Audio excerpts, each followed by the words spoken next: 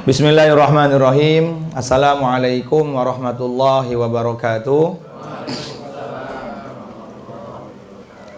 Nahmaduhu wa nusalli wa nusallim ala rasulihil karim. Amma ba'du.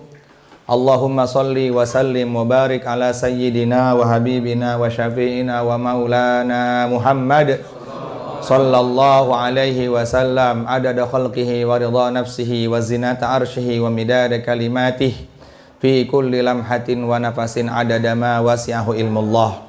Qala Allah Ta'ala fi ayatihil karim wasta'inu bis sabri was salah wa innaha lakabiratun illa 'alal khashi'in. Wa qala nabiyyuna Muhammad sallallahu alaihi wasallam julusuka sa'atan fi majlisil ilmi la tamassu qalaman wa la taktubu harfan khairul laka min itki alfi raqabatin. Wa qala aidan may yuridillahu bihi khairan yufaqihu fid din wa innama ana qasim wallahu yu'ti au kama jaa fil hadis. Pertama-tama yang saya muliakan Sohibul Bait, mudah-mudahan Mas Ridho beserta keluarga senantiasa diberikan hidayah, taufik, inayah oleh Allah Subhanahu wa taala sehingga Allah Subhanahu wa taala terus istiqomahkan beliau sampai akhir hayat dan seluruh keturunannya dijaga oleh Allah Subhanahu wa taala, dijadikan orang-orang yang soleh, orang-orang yang bermanfaat untuk umat sampai hari kiamat. Dan teman-teman ngaji Plo yang duduk di sini, yang bermujalasah di sini juga, yang tidak saya sebutkan satu persatu namanya, tetapi tidak mengurangi rasa hormat dan takzim saya kepada para jamaah semuanya. Alhamdulillahirabbil alamin. Marilah kita bersyukur kepada Allah Subhanahu wa taala. Sampai saat ini Allah Subhanahu wa taala masih memberikan kepada kita nikmat hidup. Nikmat hidup ini nikmat yang mahal. Kalau kita tidak mengetahui nikmat hidup ini, maka kita tidak akan pernah bisa memuliakan hidup kita sendiri. Tidak akan pernah bisa memanfaatkan hidup kita sendiri. Nikmat hidup itu akan terasa mulia, akan terasa manfaat bagi orang-orang yang sudah mati.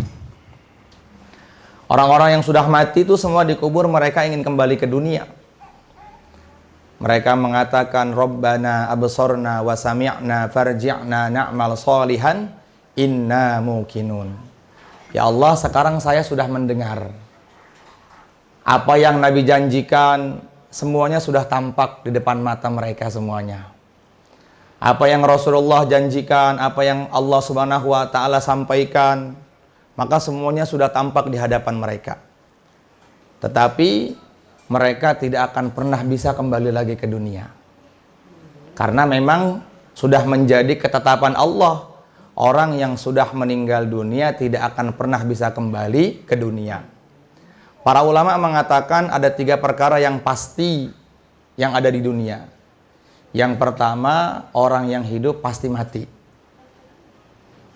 Sayyidatina Aminah radhiyallahu taala anha adalah ibunda Rasulullah sallallahu alaihi wasallam. Beliau mengatakan likulli jadidin bal wa kullu kibarin yafna. Jangankan yang hidup, yang mati pun akan rusak. 40 tahun yang akan datang kita nggak tahu nih rumahnya Mas Ridho masih seperti ini atau tidak. 50 tahun yang akan datang nih mobil kita, kemudian apa yang kita punya semuanya akan rusak. Nggak ada yang kekal. Nggak ada yang kita beli 5 tahun masih bagus, nggak ada. 2 tahun, 3 tahun semuanya sudah rusak. Apalagi yang namanya hidup. Makanya Allah mengatakan likulli ummatin ajal. Fa'idha ja'a ajaluhum la yastakhiruna sa'atan wa la yastaqdimun. Setiap yang hidup pasti akan menemui kepadanya ajal, kematian. Dan kematian itu akan datang kapan saja.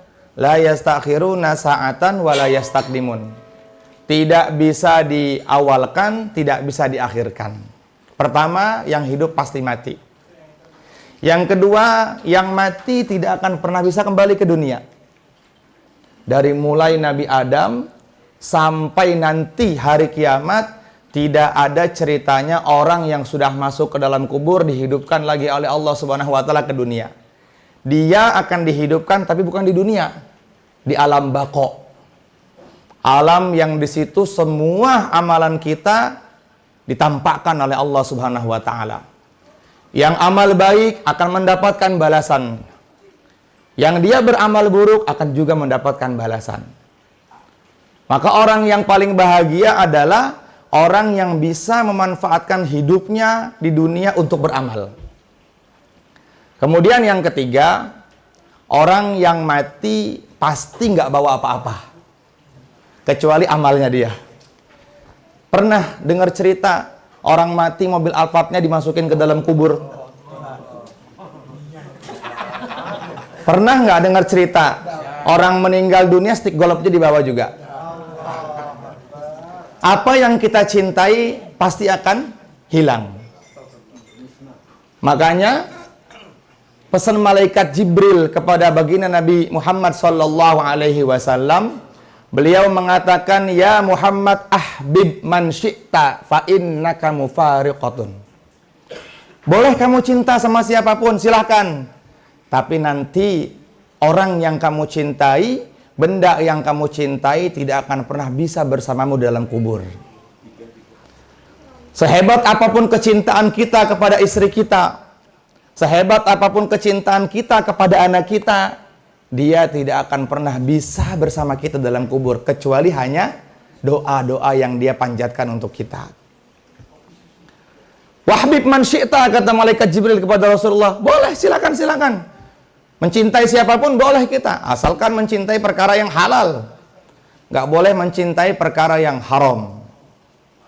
Jadi, orang yang meninggal dunia tidak akan membawa apa-apa. Nabi besar Muhammad yang mulia sallallahu alaihi wasallam, beliau mengatakan ada 3 amal, ada 3 perkara yang akan mengiringi jenazah dari rumahnya sampai kuburan. Fayarji usnani, yang 2 kembali. Wayabqa wahid, yang 1 tinggal. Yang kembali li ahlihi, hartanya. Ahlihi, keluarganya. Istrinya dia akan kembali ke rumah. Anaknya dia akan kembali ke rumah. Semuanya akan kembali ke rumah. Mobil yang dia punya pun akan kembali ke rumahnya. Kemudian yang kedua, malihi, harta-hartanya juga akan dikembalikan lagi. Bahkan harta yang selama ini dia cari habis-habisan, dari pagi sampai ketemu pagi lagi, belum sempat merasakannya, maka menjadi rebutan ahli warisnya. Nggak ada yang dibawa. Wayabqa wahid, yang sisa hanya amal. Amalnya apa? Amal yang senantiasa ikhlas karena Allah Subhanahu wa taala.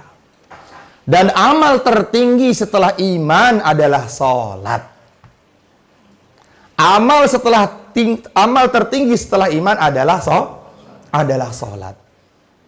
Saking pentingnya salat, sampai dari 30 juz 6.666 perintah Allah, semua melalui malaikat Jibril, hanya 1 perintah yang Jibril di situ nggak sanggup untuk ikut bersama Rasulullah.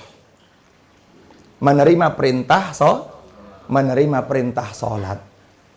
Allah panggil yang mulia Rasulullah sallallahu alaihi wasallam dari Baitul Haram ke Baitul Maqdis, dari Baitul Maqdis terus berjalan dulu, nggak langsung sampai Sidratul Muntaha, jalan-jalan dulu, melihat surga, melihat neraka, berziarah ke tempatnya Sayyidah Masyithah radhiyallahu taala anha. Sehingga para ulama mengatakan, makanya sunnah kita bersilaturahim, berziarah ke tempatnya orang soleh. Dulu dalam kitab Ad-Dardir, Nabi Muhammad sebelum sampai ke Sidratul Muntaha, beliau berziarah ke tempat-tempat yang dimuliakan oleh Allah. Di antaranya adalah kuburannya Sayyidatina Masyithah. Siapakah Sayyidatina Masyithah itu? Pembantunya Fir'aun, tukang sisirnya anaknya Fir'aun, yang ketika menyisiri rambut anaknya Fir'aun, sisir jatuh, dia mengatakan Bismillah, Allahu Akbar, Allah Maha Besar. Sehingga anaknya Fir'aun mengatakan, wahai fulan, apakah ada Tuhan selain bapak saya? Oh ada, katanya. Dan dia Maha Agung, Maha Tinggi, Maha Bijaksana. Siapa itu? Allah namanya. Akhirnya anaknya bilang sama Fir'aun, sama bapaknya, Bapak, kata si Masitoh, ada Tuhan selain Bapak. Gak pakai banyak omong itu Firaun, langsung bikin bara api yang besar, di atasnya ada kuali yang besar, itu Masitoh dengan keluarganya dimasukkan ke dalam kuali tadi. Sehingga air yang mendidih itu berubah menjadi merah. Tapi apakah Sayyidah Masitoh merasa kesakitan? Tidak. Malaikat Jibril datang kepadanya, memberikan kabar gembira, wa basyiril ladzina amanu wa 'amilus solihati anna lahum jannatin tajri min tahtihal anhar. Wahai Masitoh, kamu mendapatkan ridhonya Allah, kamu masuk surganya Allah Subhanahu wa taala. Ketika Rasulullah pengen naik ke Sidratul Muntaha, maka Rasulullah mencium harum dari kejauhan.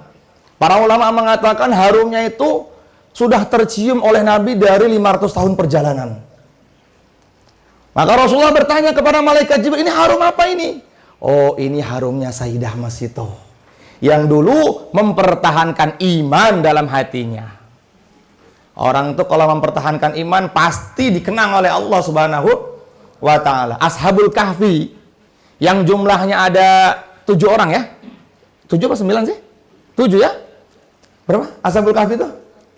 7. Ada 7 orang bersama anjingnya satu yang bernama Kitmir, diberikan kemuliaan oleh Allah Subhanahu wa ta'ala. Disebutkan namanya, diceritakan namanya dalam Al-Quran, dan dibaca oleh orang beriman sampai hari kiamat. Bukan hanya sampai hari kiamat, Al-Quran kita akan baca sampai nanti di surganya Allah Subhanahu wa ta'ala. Dijaga oleh Allah Subhanahu wa ta'ala. 7 pemuda yang menjaga imannya karena takut murtad, akhirnya mereka bertuju dengan anjingnya satu masuk ke dalam goa. Di dalam goa kemudian Allah tutup pintu goa tersebut dengan batu yang besar, dan Allah Subhanahu wa ta'ala berikan ketenangan dalam hatinya, tidak pernah takut. Allah tidurkan matanya selama 309 tahun. 309 tahun tidur. Sehingga salah satu dari 7 pemuda tadi bangun karena lapar. Bismillah, gimana? Alhamdulillahilladzi ahyana ba'da ma'matana wa ilaihin nusyur. Lapar. Sebagian ulama mengatakan karena ada pintu goa itu terbuka, jadi ada cahaya yang masuk. Jadi matanya si 7 pemuda tadi itu kena sinar matahari. Sebagian lagi ulama mengatakan karena anjingnya menggonggong. Akhirnya bangun semuanya. Lapar nggak? Lapar nggak? Lapar. Ya udah kita keluar. Waduh, kalau keluar nanti bagaimana? Akhirnya mereka semuanya bermusyawarah. Amir dari diantara kelompok itu memutuskan si A dengan anjingnya pergi ke pasar untuk beli makanan. Itu goa, batunya sudah terbuka yang menutupi pintu goa itu. Sudah terbuka. Akhirnya dia keluar. Loh, ternyata semua sudah berubah. Ternyata semua sudah berubah. Dirubah oleh Allah Subhanahu wa ta'ala. Perasaan pasar jauh kok sekarang deket. Dulu banyak hutan, di sini ada pohon-pohon yang tinggi, sekarang udah nggak ada. Orang semuanya sudah berpeci, bersarung, pakai koko semuanya. Assalamualaikum. Ada masjid di mana-mana. Akhirnya dia pergi ke pasar, beli nasi uduk 8 bungkus, 7 buat manusia, 1-nya buat anjing. Ngasih makan, ngasih duit. Ada orang ahli sejarah di situ. Ini duit nggak laku ini. Ini duit nggak laku. Akhirnya si penjual uduk tadi bilang, ini perasaan si penjual uduk ini, kata para ulama, ya dia jual uduk, dia juga ahli sejarah. Ini duit ada di tahun ke-309 tahun yang lalu ini. Ternyata semua diarak. Oh, ternyata benar. Ini yang diceritakan oleh nenek moyang kami dalam sejarah, bahwa ada 7 pemuda yang membela agama iman dalam dirinya, dan dia masuk ke dalam goa, ternyata dijaga oleh Allah Subhanahu wa ta'ala. Dijaga. Ini bukan cerita bohong.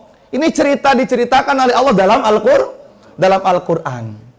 Allah mampu menjadikan waktu menurut seseorang itu lama, menurut kita sebentar. Ashabul Kahfi merasa kalau itu tidur hanya semalam. Tapi ternyata di luar goa mereka sudah 309 tahun. La ilaha illallah. Semua yang berkuasa adalah Allah. Yang berkehendak mengatur semuanya adalah Allah Subhanahu wa ta'ala. Maka Rasulullah juga berziarah ke satu tempat di Baitul Laham, di mana di situ Nabi Isa diangkat oleh Allah Subhanahu wa ta'ala. Berziarah ke Bukit Tursina. Sudah berziarah ke tempat-tempat yang barokah, baru Rasulullah naik ke Sidratul Muntaha. Langit pertama bertemu dengan Nabi, misalnya Nabi Adam atau Nabi siapa, sampai langit ketujuh. Di langit ketujuh, Rasulullah berjumpa dengan Nabi Musa. Sebagian ulama mengatakan di langit ketujuh Rasulullah berjumpa dengan Nabi Ibrahim. Tapi dalam hadis Bukhari yang paling sahih, Nabi Muhammad berjumpa dengan Nabi Musa. Karena Nabi Musa itu Nabi termulia setelah Rasulullah Sallallahu Alaihi Wasallam. Terus lagi, udah nggak bisa ikut malaikat Jibril itu. Sehingga Rasulullah SAW bertanya kepada Jibril, kenapa engkau nggak bisa ikut bersama saya? Jibril mengatakan, ya Rasulullah, satu langkah kakiku ikut sama Tuhan, melangkah mengikuti Tuhan, maka aku akan terbakar hangus seperti daun yang dibakar oleh api. Jadi Allah dengan malaikat Jibril itu punya 7.000 hijab. Dan hijab itu dibuka untuk kekasihnya Allah, manusia terbaik, yaitu Rasulullah Sallallahu Alaihi Wasallam. Sampai Sidratul Muntaha. Walaqad ra'ahu nazlatan ukhra inda Sidratil Muntaha, kata Allah. Berbincang Rasulullah dengan Allah Subhanahu wa taala, diberikan perintah termulia, yaitu mengerjakan salat 50 waktu yang awalnya tadi. Kemudian terus dikurangi sampai akhirnya 5 waktu. Diberikan untuk siapa? Khusus untuk umatnya yang mulia Rasulullah Sallallahu Alaihi Wasallam. Sehingga Nabi mengatakan, as-salatu mi'rajul mu'minin. Salat adalah mi'rajnya orang-orang beriman. Kalau dulu Nabi Isra Mi'raj diangkat oleh Allah Subhanahu wa taala, kalau untuk umat ini Mi'raj nggak perlu sampai ke langit, di masjid kita masing-masing sudah Mi'raj, kita berjumpa dengan Allah Subhanahu wa taala. Makanya Nabi mengatakan, anta'budallah ka'annaka tarah, fa illam takun tarah fa innahu yarak. Orang yang ibadah mengerjakan sholat 5 waktu itu seakan-akan dia berhadapan dengan Allah. Maka tingkatan pertamanya orang sholat itu ihsan.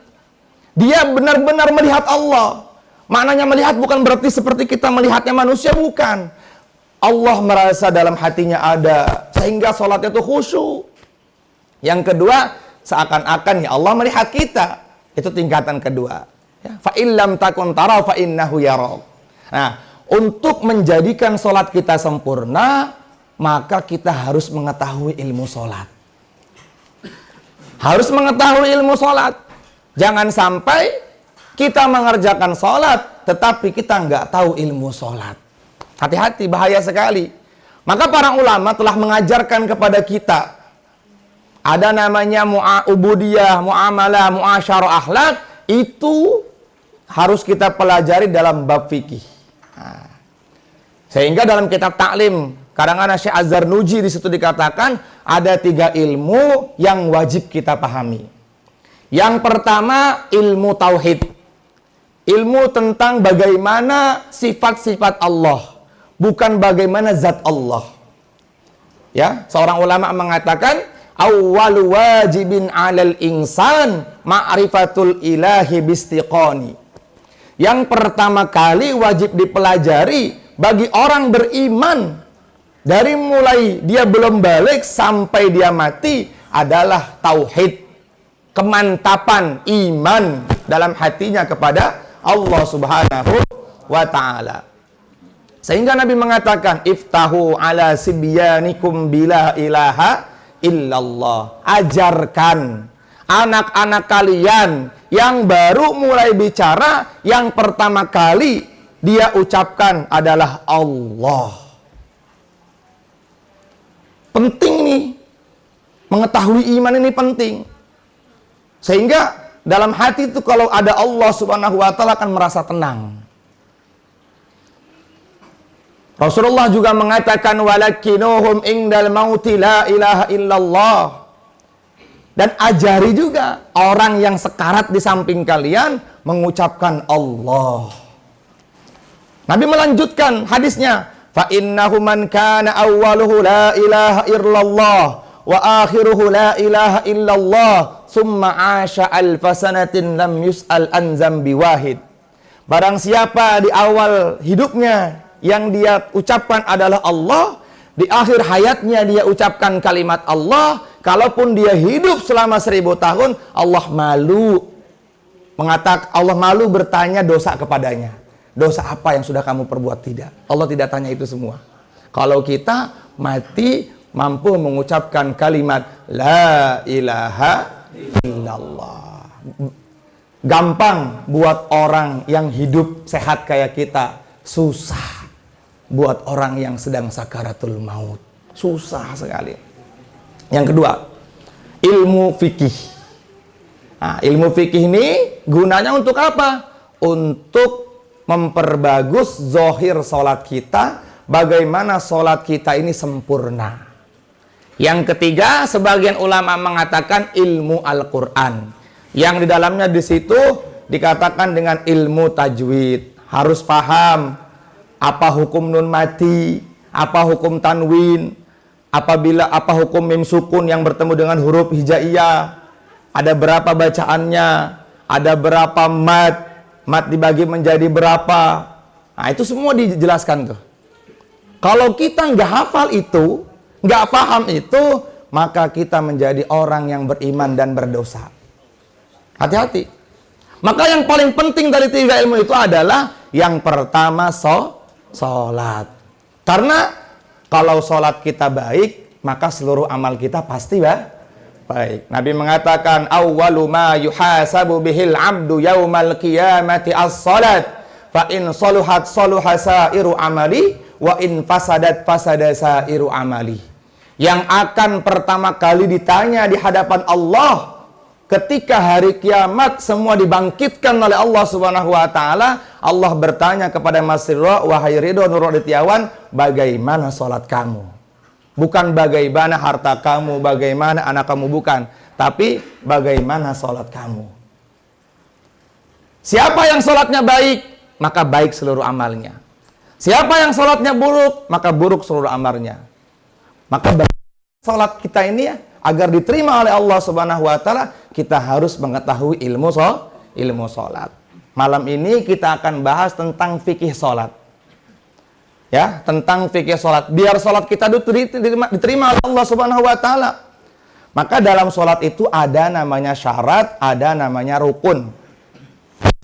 Ada nawakid. Nawakid itu perkara yang membatalkan sholat. Ada makruhatus sholat. Perkara yang makruh ketika mengerjakan sholat.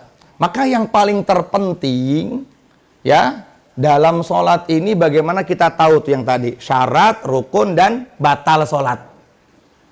Syarat sahnya sholat berarti kalau tidak ada sholat itu sah nggak sholat kita? Tidak sah.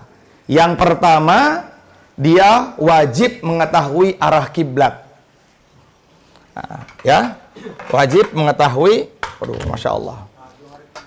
Pertama, wajib mengetahui kiblat aja langsung ya, kiblat.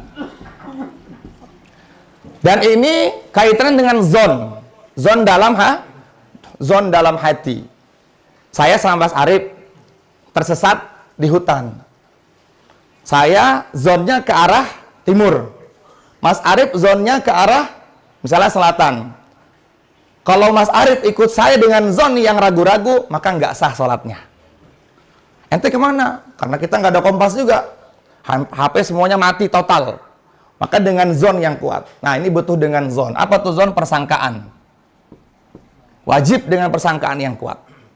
Kemudian yang kedua, mengetahui waktu sholat. Nah, mengetahui waktu sholat. Kalau seandainya kita tersesat di dalam hutan dan gelap banget, kita nggak tahu itu jam berapa. Misalnya kita tersesatnya malam, tapi udah kayak lama banget malamnya, ya kan? Padahal itu masih jam 3 subuh misalnya. kemudian kita yakin itu sudah waktunya subuh, maka wajib sholat di situ kita. Kalau kita ragu-ragu berarti sama saja kita meninggalkan sholat. Kemudian yang ketiga, suci. Pertama, tempat, badan, pakaian. Badan ini dia wajib suci dari hadas besar, hadas kecil. Hadas besar itu apa sih? Pertama, junub. Yang kedua, haid. Yang ketiga, nifas. Yang keempat, wiladah, setelah melahirkan. Yang kelima, mati.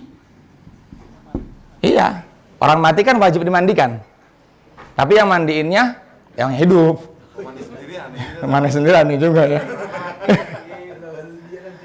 Junub nih bisa laki-laki atau perempuan, atau iltiqaul khitanaini. Mohon maaf sekali ini majelis mulia, bertemunya dua khitan. Dua kemaluan. Berarti bertemunya hasyafah ke dalam, masuknya hasyafah ke dalam farji. Pertama. Yang kedua, keluarnya sperma. Baik disengaja atau tidak. Maka itu termasuk bagian dari hadas besar. Haid juga sama hadas besar. Haid buat perempuan umumnya 6 hari. Kemudian paling sebentar 1 hari. Umumnya 6 hari. Paling lama 15 hari. Lewat dari 15 hari maka namanya istihadhah. Wanita dalam keadaan istihadhah, maka dia wudunya berbeda dengan wanita yang biasa. Ini harus paham nih ibu-ibu nih. Bagaimana cara niat wudu wanita istihadhah? Perasaan saya udah haid 15 hari. Dihitung sudah pas 15 hari. Tetapi kok setelah 15 hari masih ada keluar darah. Maka darah tersebut bukan darah haid, tapi darah istihadhah. Niatnya nawaitul wudu'a listibahatis sholat. Ya.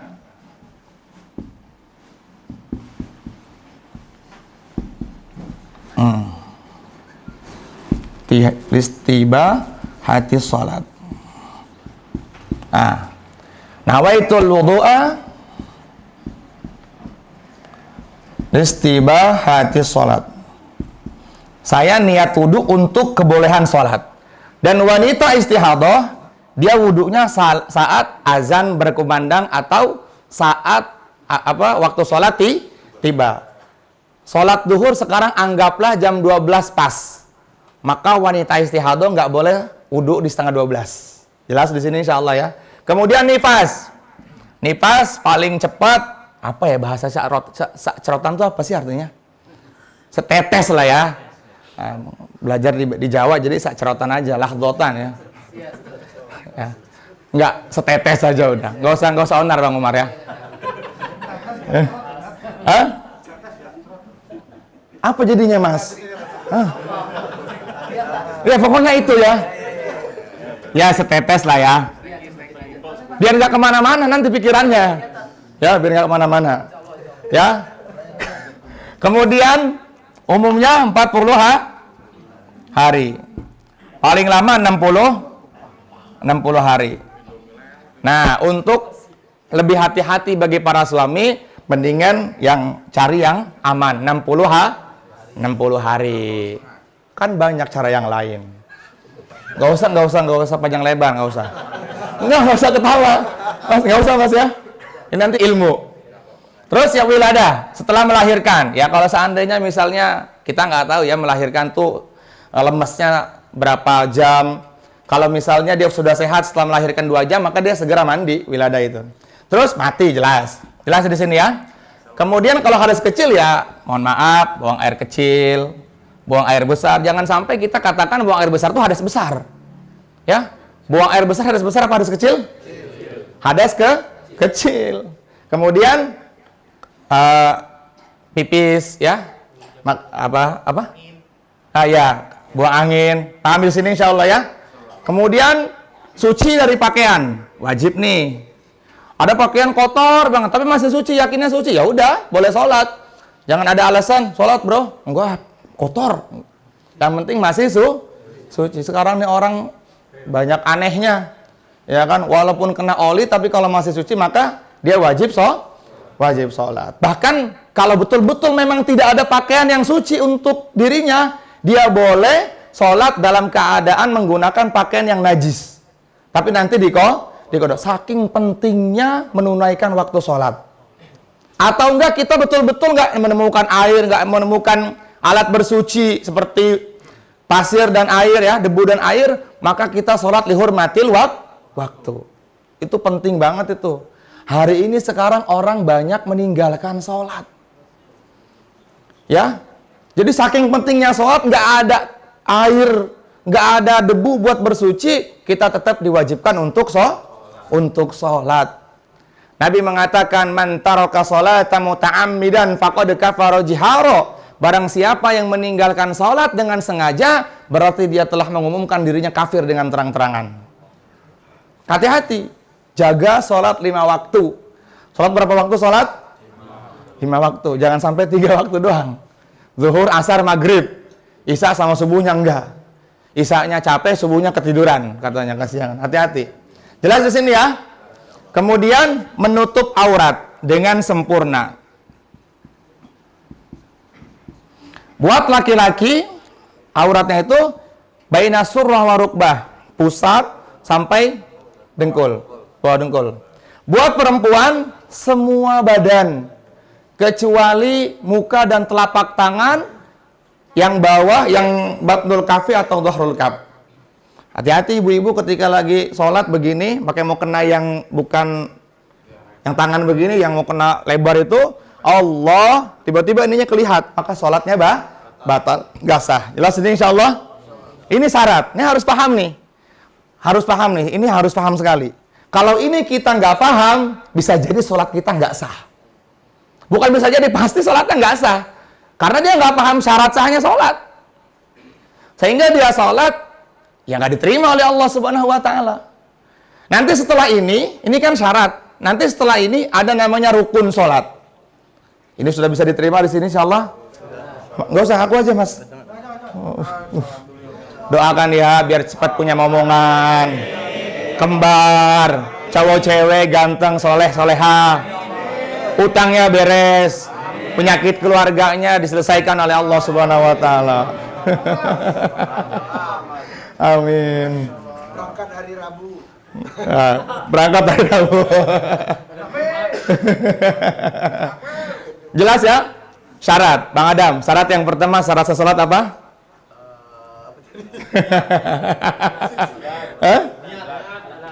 Hah? Mengetahui arah kiblat. Bang Bonar yang kedua? Waktu. Mengetahui waktu? Yakin. Bang Panji yang ketiga? Suci. Dari hadas besar atau hadas kecil. Mana yang anak-anak muda nih? Enggak usah ditanya lagi lah, udahlah.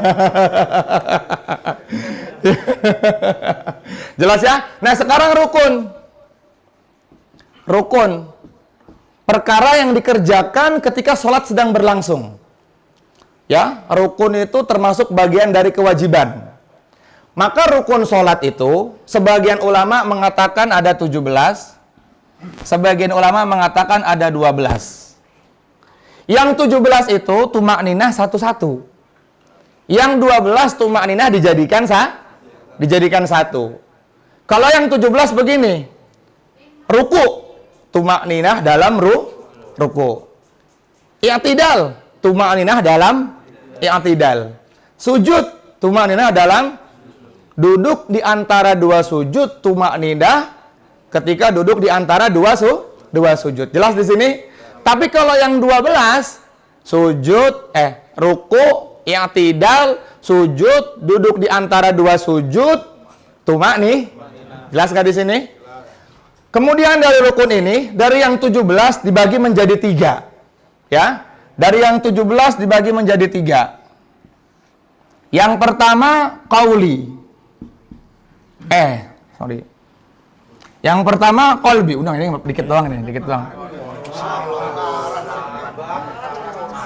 Ya, qalbi. rukun qalbi. Yang kedua, rukun qauli. Yang diucapkan. Yang ketiga, rukun fi'li. Rukun yang dikerjakan. Rukun qalbi ini cuma satu. Namanya qalbi berarti hati. Ya, annan niyata mahallun lil qalbi. Sesungguhnya niat apapun letaknya dalam hati. Maka ini yang pertama, rukun yang pertama adalah niat. Kapan niat itu kita azamkan dalam hati? Kata para ulama dalam fikih, qasdu syai'in muqtarinan bi fi'lihi. Qasdu asyai'in muqtarinan bi fi'lihi. Ketika berazamnya ketika berbarengan dengan amal. Berarti amalnya sholat itu, kalau kita bahas menurut bahasa sholat itu dalam bahasa fikih, sholat menurut bahasa adalah doa. Perhatikan ini, sholat menurut bahasa adalah doa. Menurut syara adalah amalan yang diawali dengan takbir dan diakhiri dengan salam ke kanan. Apa menurut syara? Amalan yang diawali dengan takbir dan diakhiri dengan, harus paham nih, harus paham, jangan sampai nggak paham. Nanti kalau kita nih nggak paham, ngawur sholat kita. Jadi kapan niat itu?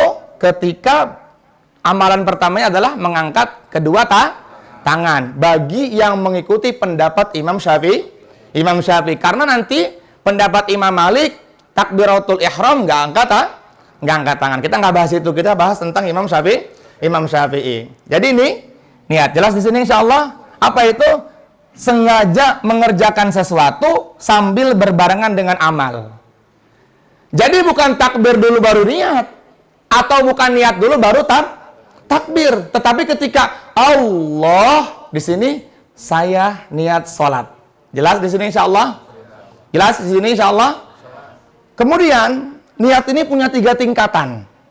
Ya, niat punya 3 tingkatan. Maka di sini disebutkan tingkatan yang pertama, in kanatis sholatu fardhan. Kalau sholatnya niat sholat fardu, wajib qasdul fi'li wa ta'yin. Maka yang pertama adalah wajib qasdul fi'li. Contoh, Mas Arif niat sholat fardu zuhur. Maka yang pertama, tingkatan yang pertama buat sholat fardu adalah qasdul fi'li. Ntar saya artikan. Qasdul fi'li. Apa itu? Usolli. Kalau dalam bahasa Jawa, sejak aku sholat. Berarti aku niat sholat. Ini yang pertama. Tingkatan pertama dalam sholat fardu. Yang kedua, niatul fardi. Niatul fardi. Usolli fardunya. Nanti kita gabungkan. Kemudian yang ketiga, ta'yin. At-ta'yin. Apa itu ta'yin? Sebutkan nama sholat yang pengen kita kerjakan. Berarti ada berapa nama sholat? 5. Subuh, zuhur, asar, maghrib, isya. Oke. Berarti hanya 3. Usolli fardul asri. Itu yang wajib. Jelas di sini? Jelas dulu nggak? Paham dulu nggak? Ya. Dalam niat ada 3 tingkatan untuk sholat fardu. Yang pertama, kalau niatnya sholat fardu, qasdul fi'li. Apa itu qasdul fi'li? Usolli. Saya niat sholat. Yang kedua, niatul fardi. Usolli fardunya. Yang ketiga, ta'yin. Sebutkan nama sholat yang hendak kita kerjakan. Kalau kita pengen sholat subuh, usolli fardhu subhi. Pak Ustadz dulu diajarkan di SD panjang sekali. Usolli fardhul maghribi 3 raka'atin mustaqbilal kiblati. adaan lillahi ta'ala, itu kepanjangan. Ya, salasa raka'atin au arba'a raka'atin, adaan imaman, adaan ta'ala, itu semuanya adalah sunnah hayat. Jelas di sini? Jelas nggak? Jelas ya? Ada berapa tingkatan dalam sholat fardu? Pertama, usolli aja langsung, sengaja aku sholat. Yang kedua, niatul fardi atau niatul fardu. Yang ketiga,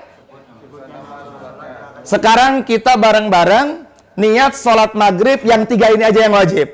Langsung takbir, 1, 2, 3. Usolli fardol maghribi Allahu Akbar. Sah nggak begitu? Sangat sah. Kalau yang diajarkan di SD itu atau yang kita hafal saat ini, itu menambahkan sunnah hayat. Jadi usolli fardol zuhri, dari mulai arba'a raka'atin mustaqbilal kiblati adaan lillahi ta'ala, itu semuanya adalah sunnah hayat. Bisa diterima di sini? Aman nggak?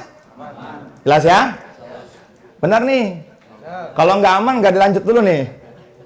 Berarti ada 3. Kalau niatnya fardu. Nah sekarang kalau niatnya sholat sunnah, wa in kanat nafilatan muwaqqatatan karatibatin au dzati sababin. Kalau seumpama niatnya sholat sunnah yang ditentukan waktunya. Yuk sekarang sholat yang ditentukan waktunya. Pertama, qobli. Yang kedua, ba'di. Yang ketiga, tahajud. Kemudian awal, witir. Baik, semua ditentukan waktunya. Atau dzatu sababin. Sholat yang dikerjakan karena adanya sebab. Seperti gerhana matahari, gerhana bulan, ada yang meninggal. Jelas di sini. Dan tahiyatul masjid.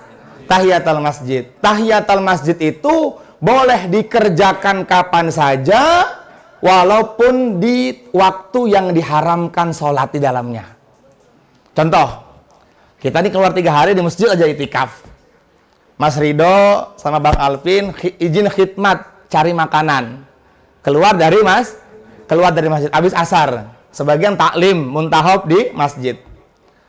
Maka sunnah buat Mas Rido dan Bang Alvin ketika masuk ke dalam masjid, walaupun masuknya setelah sholat asar, dia sunnah untuk tahiyatul masjid. Kenapa? Karena sholatnya sebabnya masuk masjid. Jelas di sini insyaallah? Jelas nggak? Atau satu sababin yang lain. Ada yang meninggal dunia, meninggalnya jam 12 malam, diurusin, tiba-tiba baru azan subuh baru selesai. Setelah salat subuh boleh nggak disalatkan? Boleh, karena ada sebab. Baik, sudah jelas semuanya di sini insyaallah ya. Berarti kalau sholat sunnahnya yang muwaqqat atau yang ditentukan waktunya atau karena dzatu sabab, maka ada 2 yang wajib. Ini jangan ya, yang ini jangan nih. Nah, ini jangan. Ini jangan.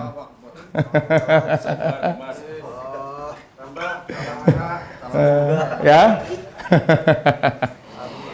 Masya Allah. Yang pertama ya, kalau sholat sunnah yang ditentukan waktunya dan dzatu sabab. Yang pertama yang wajib adalah dalam niat qasdul fi'li. Usolli. Kemudian yang kedua ta'yin. Nama sholat. Jadi Mas Rido boleh niat sholat qobliyah begini. Usolli qobliyataz zuhri. Tanpa harus sunnatan. Jelas di sini? Ini menurut pendapatnya Imam Syafi'i. Usolli ba'diyataz zuhri. Usolli qobliyatal asri. Yang tadi mengerjakan qobli asar 4 rakaat, angkat tangan. Alhamdulillah 1. Nabi mengatakan rahimallahu ra'an man shalla arba'an qoblal asri. Allah akan memberikan rahmat ampunan kepada orang yang mengerjakan sholat qobli asar 4 rakaat. 4 rakaat dapat ampunan Allah. Lebih mulia daripada dunia dan seisinya. Buat apa punya harta dunia tapi kalau nggak diampuni dosanya oleh Allah Subhanahu wa ta'ala. Nanti mulai besok diamalkan salat qobliyah asar. 4 rakaat. Kalau 2 rakaat boleh nggak? Boleh, ada keutamaannya sendiri. Yang tadi awabin tadi. 6 rakaat yang awabin. Ya, awabin pas maghrib. Ada. Alhamdulillah 1, 2. Man shalla ba'dal maghribi 6 raka'atin ghafarallahu lahu dzunubuhu wa in kanat misla zabadil bahar. Barang siapa salat selepas maghrib 6 rakaat, ya, maka Allah akan mengampuni dosanya walaupun dosa hamba itu banyaknya bagaikan pasir di lautan. Bahkan dalam hadis yang lain, lam yatakallam fima bainahunna. Dari maghrib sampai 6 tadi nggak ngomong apa-apa. Habis maghrib, habis wiridan langsung 6 tuh, 2. Maka adalna bi ibadatai sintai asrota sanatan, maka yang 6 tadi disamakan oleh Allah seperti sholat 12 tahun ibadah. Hadis riwayat Imam Tirmizi dalam kitab Al-Matjarur Rabih. Yang dalam 1 minggu ini awabin. Alhamdulillah. 1 minggu ini awabin, Al-Maidah mau pada datang, Mas. Masih pada kerja. Masya Allah, Al-Maidah semuanya awabin. Habis maghrib ada program awabin juga. Cuman belum pernah dikirim aja nih. Biar iri, masih isroknya aja. Ya. Kemudian barang siapa yang sholat awabin 20 rakaat. 20 berarti 10 kali salam. Nabi mengatakan dalam hadis sahih, banallahu lahu baitan fil jannah, Allah akan berikan kepadanya dalam surga 1 istana yang mewah di surga. Sekali aja, ya, istana dalam surga yang penuh dengan kenikmatan. Susah nggak sih sholat awabin tuh? Hah? Enggak kan? Enggak, malesnya itu. Capek, lapar, Masya Allah. Jelas ya? Maka kalau sholat sunnahnya yang waqot, yang ditentukan waktunya atau datu sabab, maka niatnya wajib 2. Qasdul fi'li dengan ta'yin. Usolli ba'diyatal maghrib. Usolli ba'diyatal maghrib atau usolli sunnatal awabin. Atau langsung usolli awabin aja boleh. Saya niat sholat awabin. Sholat awabin apakah langsung dikerjakan habis maghrib itu semuanya 6 awabin? Boleh, beda-beda niat. Yang pertama ba'diyah maghrib. Yang kedua sholat hajat. Yang ketiga sholat apa? Sholat taubat. Yang penting sholat yang dikerjakan setelah sholat maghrib sampai menjelang isya dan 6 rakaat itu disebut awabin. Jelas ya? Disebutkan oleh Imam Nawawi Al-Bantani dalam kitab Nihayatuz Zennya. Jelas di sini insyaallah? Baik. Terus wa in kanat nafilatan. Kalau seumpama sholatnya sholat sunnah mutlakotan, sholat sunnah yang mutlak, nah berarti sholat sunnah yang tidak ditentukan waktunya, seperti sholat hajat, betul nggak? Sholat hajat boleh nggak? Jam 8 pagi, jam 10 malam boleh? Jam 3 pagi boleh? Boleh, namanya sholat mutlak. Sholat yang tidak ditentukan waktunya disebut dengan sholat sunnah mutlak. Jelas di sini? Ya. Maka sholat tersebut ketika niat wajaba qasdul fi'li. Hanya 1 yang wajib. Usolli. Tok. Saya niat sholat. Udah. Iya. Di dalam hati dong. Kan tadi niat itu kan wa mahalluha fil qalbi. Jadi tempatnya dalam hati. Jelas? Ya, biar semangat. Jelas ya? Maka kalau niat sholat sunnah yang mutlak, ya, yang ketiga berarti ya, sholat sunnah mutlak. Apa itu sholat sunnah mutlak? Yang tidak ditentukan waktunya. Maka hanya 1, yaitu wajaba qasdul fi'li.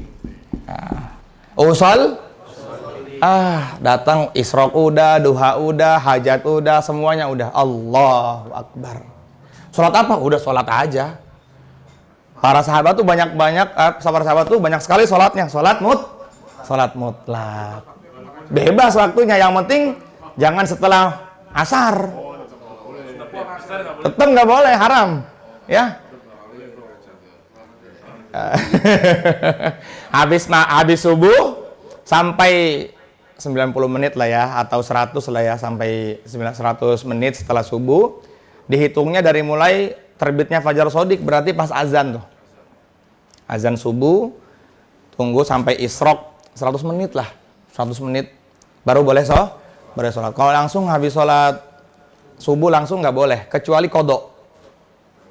Kan kodok kan jatuh sababnya meninggalkan sholat. Kapan wajib kodok tuh? Saat ingat. Segera mungkin kodok tuh. Takutnya belum kodok udah mati. Nggak boleh, kan jatuh sabab. Ya, ada sebab. Sholat kodok boleh dikerjakan di waktu yang diharamkan sholat. Jelas di sini? Karena ada orang yang mengatakan sholat yang sudah tertinggal nggak usah dikodok. Nah, itu ngawur namanya. Jadi sholat itu kalau tertinggal maka wajib dikodok. Sampai sini paham nggak? Jelas ya? Saya mau tanya. Kalau sholat sunnah yang mutlak atau dzatu sabab, wajib berapa ketika niat? Sholat ya, yang muwaqqat atau dzatu sabab berapa? 2 apa aja? Sama nama sholat. Coba sekarang kita niat sholat tahajud. Coba usolli tahajud. Iya.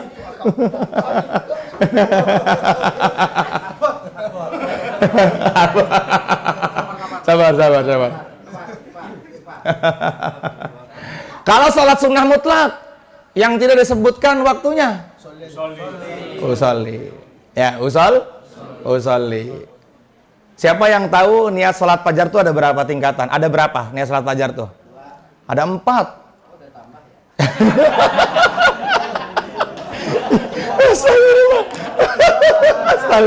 Ini sih.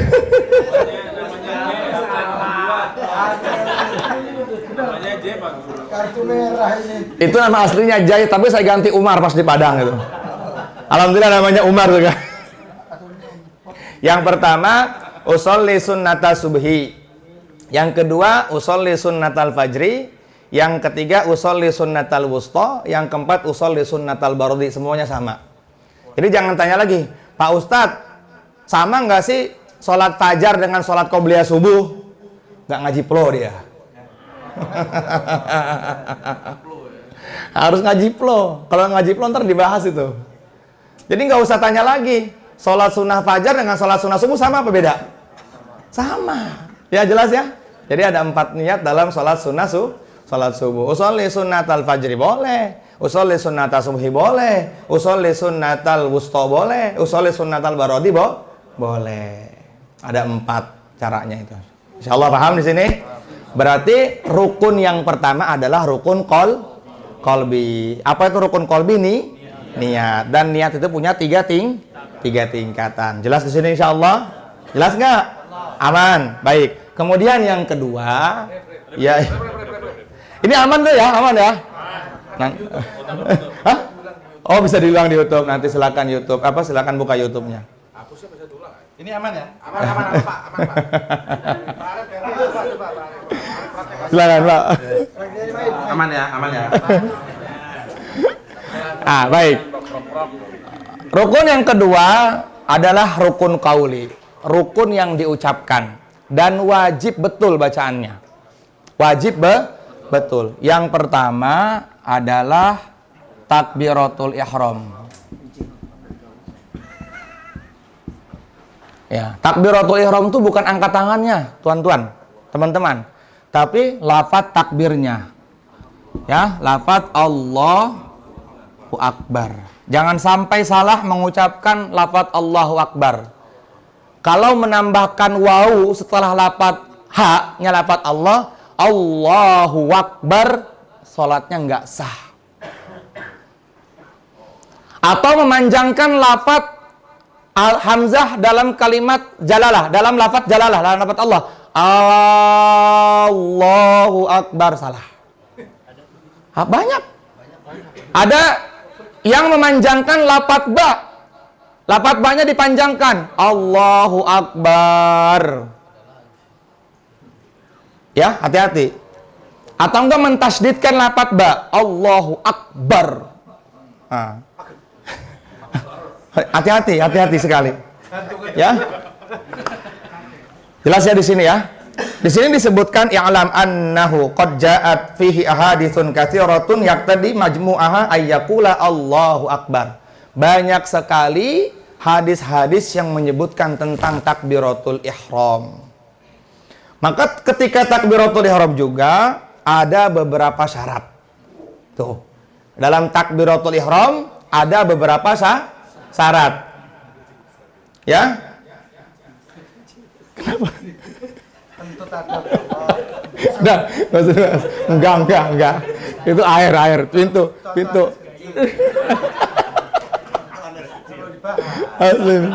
Baik. Ya, syarat-syarat takbiratul ihram, ya. Yang pertama, antaqa'a halatal qiyam fil fardi. Ketika takbiratul ihram, maka dia wajib berdiri. Bagi yang mampu wajib berdiri. Bagi yang tidak ada uzur. Kalau udah uzur sakit ya duduk. Takbiratul ihramnya duduk. Buat orang yang masih mampu berdiri, tapi misalnya dia udah terlalu capek, tapi berdiri masih kuat hanya untuk seukuran takbiratul ihram, maka dia wajib berdiri. Contoh, misalnya sakit, tapi sholatnya duduk, maka ketika takbiratul ihram dia wajib berdiri. Ya, takbiratul ihramnya tok. Ya, ingat, bukan angkat tangannya yang wajib ya. Yang wajib lafaz takbirnya. Allahu Akbar. Harus betul. Allahu Akbar, bukan Allah.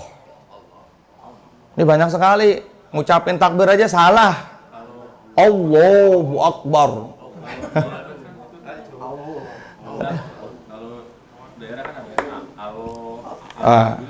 Lahjanya berarti. Lahjah dari kecil begitu ya, kalau dia nggak belajar salah. Kalau dia belajar sih masih aman. Sebagian ulama mengatakan orang yang ketika mengucapkan rukun-rukun qauli tapi masih salat dan dia mau belajar masih sah sholatnya. Tapi kalau udah salah nggak mau belajar, wis angel itu. Baca Al-Fatihah, imamnya dia, kalau dia nggak boleh maju. Tapi bacanya ngawur.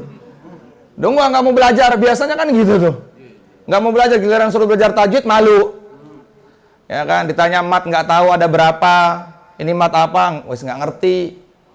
Wah, mat alif sukun gimana sih Pak contohnya?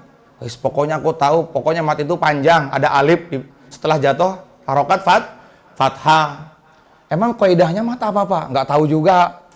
Jadi mat itu punya kaidah. Kaidahnya adalah alif jatuh setelah harokat fathah, ya jatuh setelah harokat kasroh, waw jatuh setelah harokat dhammah. Disebut dengan kalau dijadikan satu nuhiha. Oke, contoh. Nuhiha. Nah, perhatikan. Ini kaidah mat. Wawunya sukun bukan? Sukun apa sih harus sukun tuh? Mati. Jatuh setelah harokat dhammah. Ya, mati bukan? Hi. Alif. Jatuh setelah harokat fathah. Maka ini menjadi kaidah mad. Apa itu mad? Mad itu menurut ilmu tajwid itolatus sautil mamdud biharfil mad. Memanjangkan bacaan karena adanya huruf mad. Ya, mad apa mad? Memanjangkan bacaan karena adanya huruf mad. Ada berapa berarti? Tiga. Apa aja? Nuhiha. Atau terkumpul dalam lafaz ayu. Alif, ya, wa.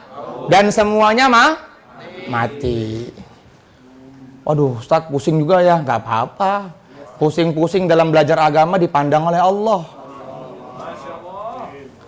Ya, dalam kitab Nasaihud Diniyah dikatakan orang yang berpikir capek-capek berpikir pusing-pusing belajar agama lebih baik daripada ibadah 70 tahun.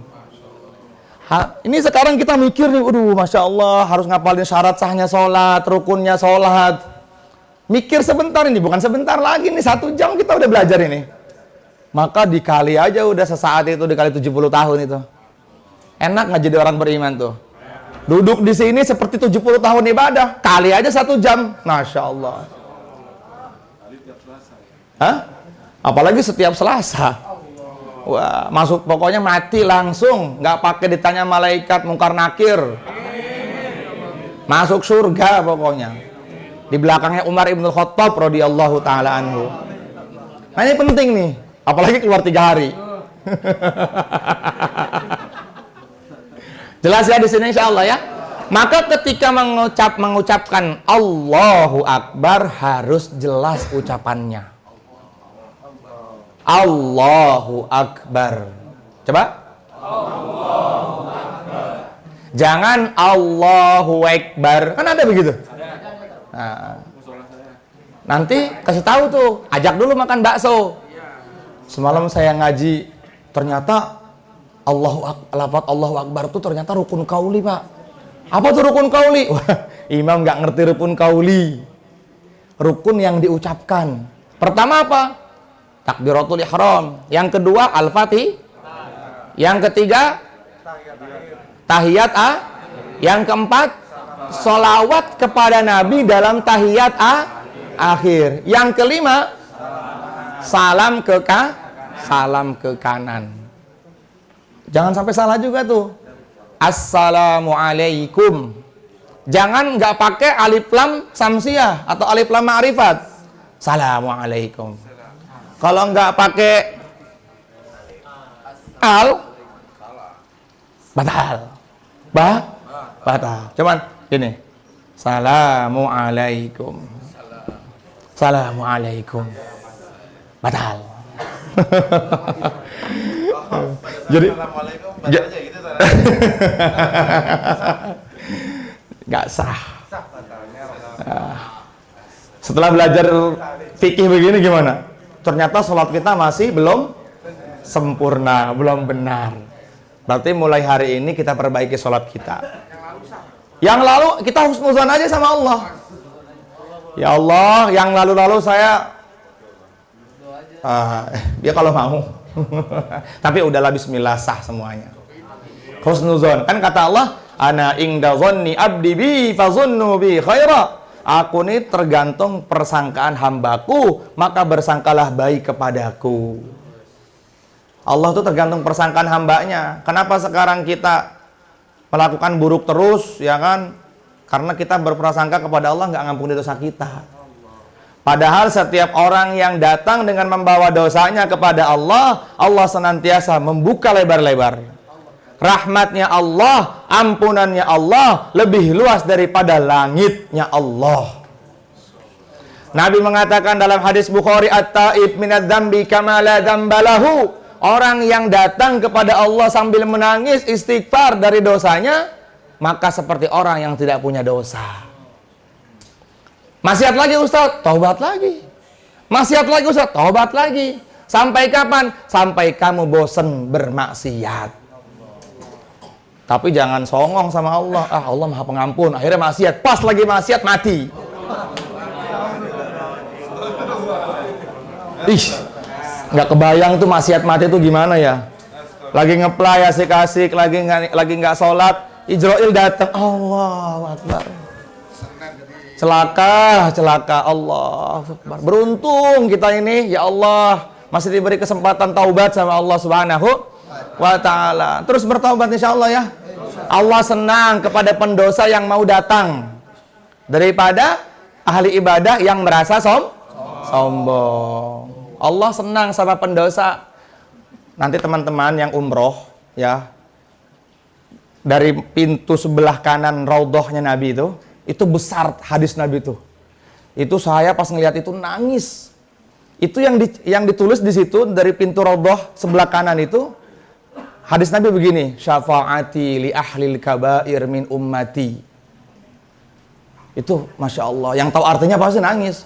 Artinya gini, syafaatku kata Rasulullah, pertama kali aku berikan kepada orang-orang yang senantiasa maksiat dari kalangan umatku. Orang yang maksiat kepada Allah dan Rasulnya masih diberikan kesempatan dapat syafaat Nabi. Dan itu kerennya ya, orang-orang Mekah, orang-orang Raubah itu ya, pemerintah itu bikin tulisan itu. Jadi kita tuh paham, ya Allah, ternyata saya datang ke sini tuh memang betul-betul pengen mengadukan dosa kepada Rasulullah. Hari ini kita sekarang senantiasa berdosa kepada Allah, kepada Rasulullah. Rasulullah tiap hari memikirkan kita, ummati, nggak bisa tidur karena umatnya, nggak bisa makan enak karena umatnya. Bahkan beliau ketika menjelang dicabut nyawanya oleh Allah, beliau katakan, ya Allah, kalau seumpama cabut nyawa ini sakitnya kayak gini, jangan kau timpakan kepada umatku. Ketika beliau dibangkitkan oleh Allah Subhanahu wa Ta'ala dari kuburnya yang suci, yang mulia, yang pertama kali ditanya oleh Nabi, aina Arif, aina Ridho, wa kaifa, di mana dia sekarang? Bagaimana keadaannya?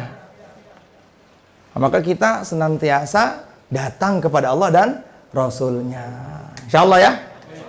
Nah, gimana Mas? Masih lanjut apa gimana? Cukup ya jam 10 ya?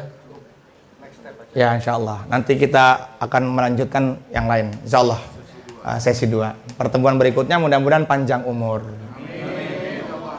Baik. Ada yang mau bertanya? Pertama tentang sholat. Ayo bertanya tentang sholat. Silakan. Nah, JNE. Ini requestnya teman-teman JNE sholat nih. Ya.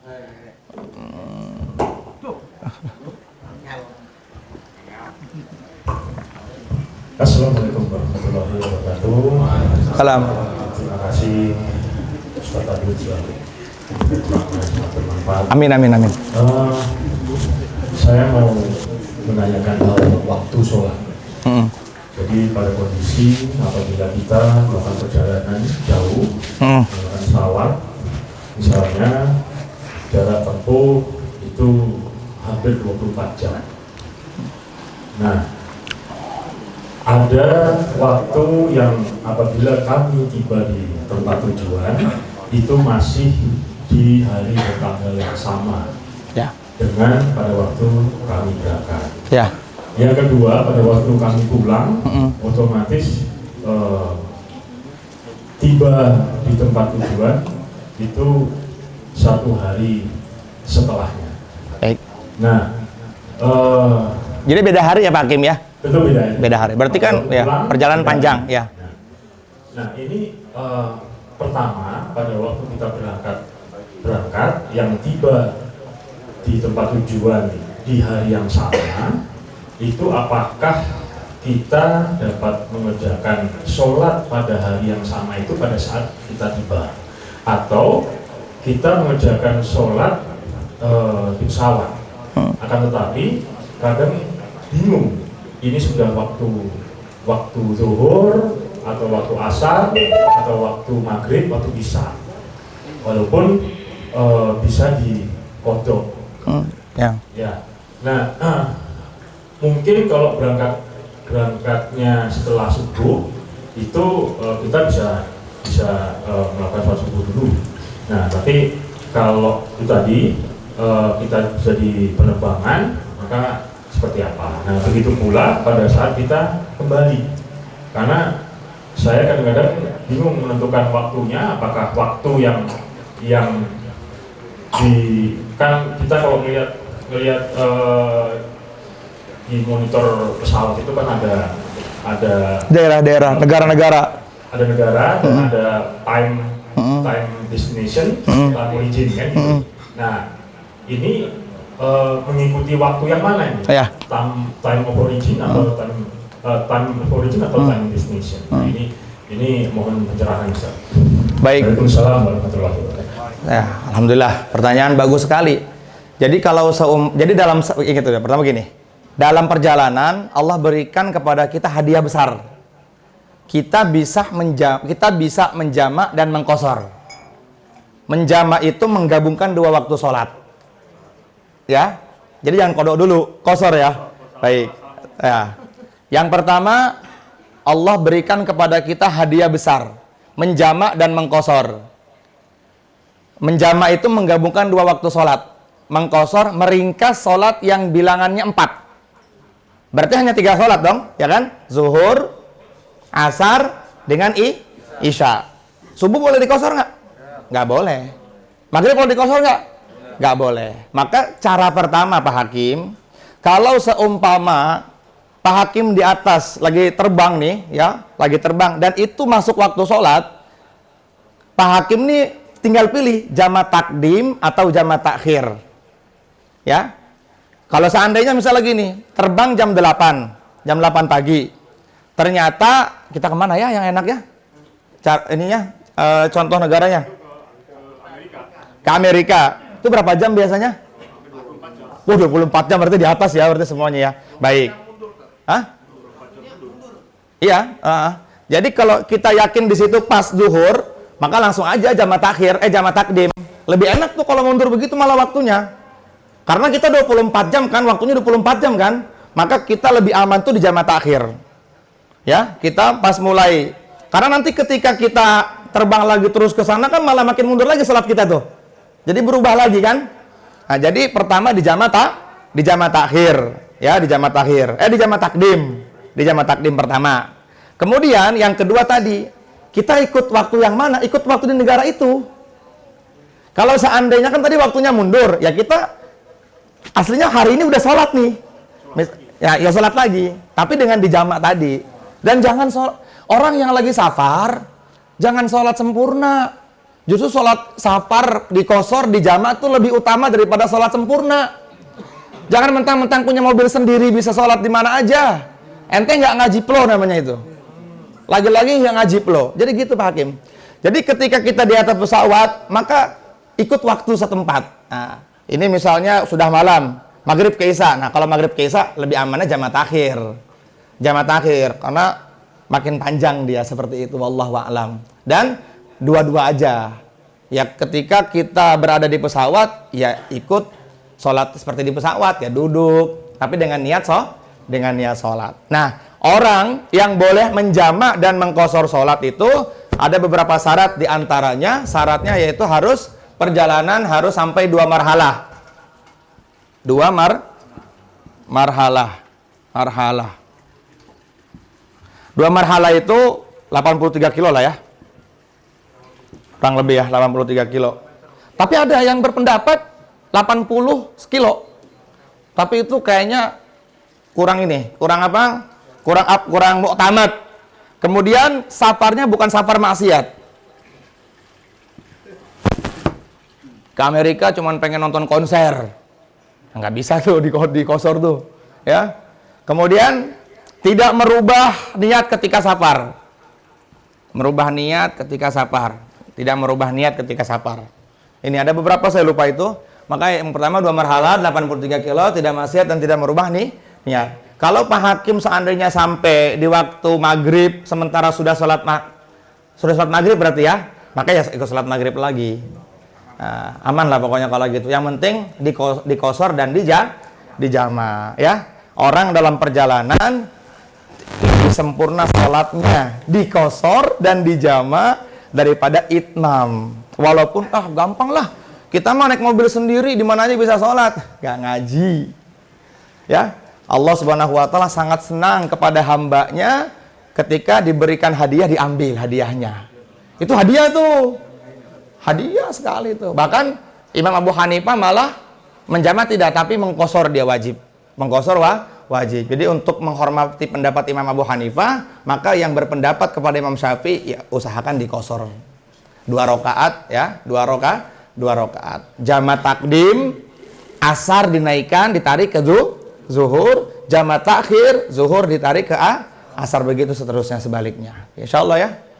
Ya, bagaimana? Masih udah dulu, tar dulu. Berarti ini patokannya boleh lewat Google Map 83 km. Ya, boleh lewat Google Map, boleh berarti sekali. Itu 83 minimal ya. Ya. Minimal atau mungkin waktu itu kan kita ada tuh suka Bukit Ridho sama Iya. Amir dan lain sebagainya. Ada HP satunya di Google Map 83,5, tambah yang satunya 82,9. Iya. Nah, itu gimana itu Tat, kalau masalah seperti itu? Kalau begitu lebih aman cari yang 83, yang lebih jauh lagi. Oh. Ya, yang lebih jauh lagi. Berarti kalau masih ada yang 82 nggak usah diikutin. Berarti orang yang safar tetapi tidak sampai 83 kilo, ya nggak usah kosor. Jama aman. Aman sekali. Dari rumah saya ke sini lo boleh jama. Kalau darurat. Saya pernah kita pas acara buka bersama itu. Masya Allah itu macet ampun. Kemarin lo jenengan waktu kita mau ke Bandung, macet. Aku bilang, Mas, sebelum sampai rumah mendingan jamak dulu. Tapi malah dikodo kan? Ya, jenengan kodo nggak jadi masalah juga. Tapi usahakan di jamak aja. Jamak tuh nggak perlu jarak ini ya. Ya, jarak dekat juga kalau darurat, ya jamak nggak apa-apa. Misalnya, kita mau nolong orang sakit nih. Kita mau ke Siloam. Ternyata dari sini sampai Siloam itu kita berangkat jam 5. Macetnya ampun. Masuk maghrib. Wah, gimana nih? Nah, kemudian kalau kita turun bahaya, kita juga ya bahaya lah pokoknya lah, mobil enggak, ya kan? Akhirnya ya udah, pas udah mau masuk Isya, ya udah kita jamak akhir. Nanti jamak akhirnya di Siloam. Jamak akhir, insyaallah ya. Dari sini ke Condet apa lagi? Wah, ke Bekasi juga aman. Ke rumah Bang Alvin juga bisa jamak. Lo jangan kan rumah Bang Alvin dari rumah saya ke sini loh. Zuhur, asar bisa, maghrib, isya 32 bisa, berarti kalau subuh ketika kita penerbangan ke Amerika contohnya, kita melewati subuh, kita bisa sholat di sana, berarti kita kodok. Ya, kan ada uzur kodoknya, bukan sengaja meninggalkan. Nah, caranya gini, jangan langsung niat kodok. Caranya di pesawat usaha dulu untuk sholat. Ya, aduh, ingat di pesawat tuh nggak ada debu. Jadi orang yang tayamum di pesawat tuh ngawur tuh, salah itu. Ini orang debu nggak ada debunya. Syarat bertayamum pertama tidak ada air. Yang kedua untuk bisa bertayamum maka dia wajib mencari maksimal 2 kilo. Wajib cari dulu. Itu pesawat tuh setiap, masya Allah, begini juga nggak ada debunya itu. Air banyak, mendingan pakai air kan gampang wudhu tuh. Ya rukun wudhu ada berapa? Pertama nih, yang kedua basuhmu sekali aja yang wajib itu. Yang kedua basuh kedua telapak tangan sampai siku sekali aja. Ya, yang ketiga mengusap sebagian kepala. Yang keempat membasuh kedua kaki sampai di atas mata kaki. Berarti udah 5 ya. 6 tertib. Nah, amalnya itu cuma 4. Muka, tangan, kepala, kaki. Ini bisa pakai ini nih. Kita dulu pernah belajar di Temboro itu wudhu pakai air aqua gelas itu. Nah, jadi kita masuk ke mana? Masuk ke toilet pesawat, aman lah ya kan di situ kan? Aman banget. Ya tinggal diusap-usap aja begini. Sekali-sekali aja. 2-3-nya kan sunnah. Maksudnya 2-3 itu supaya menyempurnakan yang wajib. Tapi karena namanya di pesawat darurat, ya boleh seperti itu. Ingat di pesawat tuh nggak ada debu. Ya, jangan jadi orang yang bodohnya keterlaluan. Ya, tayamum di pesawat. Aduh, kacau tuh. Ya, berarti ya. umum jamak tadi yang 3 hari sama 5 hari itu kejelasan. Oh baik. Jamak kosor ketika Mas Rido, Bang Alvin, Pak Hakim, Bang Arifin ingin safar ya. Anggaplah kita ke Sukabumi nih. Kalau belum ditentukan waktunya, belum ditentukan waktu pulang. Misalnya berangkat hari Senin. Kata Bang Alvin, "Bos, kapan pulangnya?" Nggak tahu lah kapan aja, pokoknya sebetahnya kita. Maka kita diberikan hadiah oleh Allah mengikuti pendapat para ulama, waktunya 5 hari. Kapan dihitungnya? 1 hari setelah sampai. Jadi mulai sampai, contoh, safar kita hari Ahad. Safar hari Ahad, pagi nih. Macet banget, sampai malam. Ya kan? Maka hari Senin tuh. Hari Senin tuh belum dihitung. Hari Senin tuh masih hadiah banget. Boleh kosor nggak di hari Senin tuh? Boleh jamak nggak? Boleh. Tapi bukan hitungan jamak kosor. Ya, bukan hitungan keringanan yang ditentukan itu. Mulai dihitungnya hari Selasa, Rabu, Kamis, Jumat, Sabtu. Ahad pagi berangkat lagi pulang, ya kosor lagi, jamaah lagi. Seperti itu. Jelas ya insya Allah ya? Hah? Habisnya Sabtu. Sabtu malam, berarti malam Ahad. Kalau ditentukan waktunya, Mus, kita ke Sukabumi berapa hari? 5 hari aja, Bang Alvin, 5 hari aja. Ya udah, berarti Allah kasih keringanan hanya 3 dihitungan juga sama 1 hari setelah sampai. Ingat insya Allah ya. Aman di sini insya Allah. Bang Alvin gimana? Mau nanya apa? Kejadiannya mungkin saat safar kita banyak yang suka, ya kita tahu bahwa pas safar itu mengutamakan yang tadi jamak besar, tapi pas di hari Jumat Baik. banyak yang berpendapat ya itu kadang-kadang suka pada ego atau enggak, pokoknya gua tahu dimudahkan, tapi ada yang kalau selama masih lu bisa Jumatan, lu Jumatan. Itu ada tuh pendapatnya kayak gitu-gitu, dan makanya itu yang lebih baik yang mana? Dua-duanya baik. Dua-duanya baik. Dua-duanya boleh, kecuali memang safarnya hari Jumat berangkatnya dari rumah. Ya, ingat nih, kalau safarnya hari Jumat jam 7 setelah sholat subuh, ya, maka dia wajib Jumatan. Wajib Jumatan, dan nanti dia jama dengan asar. Tapi kalau berangkatnya sebelum subuh di hari Jumat, ya enggak berarti hari Jumat juga, tapi sebelum subuh, ya dia boleh milih, boleh Jumatan, boleh tidak, ya boleh Jumatan, boleh tidak. Aman di sini ya Bang Alvin? Oh, lebih aman lagi, apalagi kalau hari Kamis. Aman, nggak Jumatan juga nggak apa-apa. Tapi waktu itu saya pernah rombongan sama kiai-kiai Cianjur. Jadi ulama-ulama Cianjur ada silaturahim ke Temboro. Dan itu kita safar tuh dari malam Jumat. Nah, safar dari malam Jumat, pas macet banget, dulu belum ada tol sampai Ngawi itu. Kita lewat jalur biasa. Pas Jumatan, itu ada namanya Abuya Ajengan Mabrur, ya, namanya Ajengan Mabrur. Beliau ahli falak. Beliau mengatakan pendapat yang lebih utama Jumatan daripada tidak.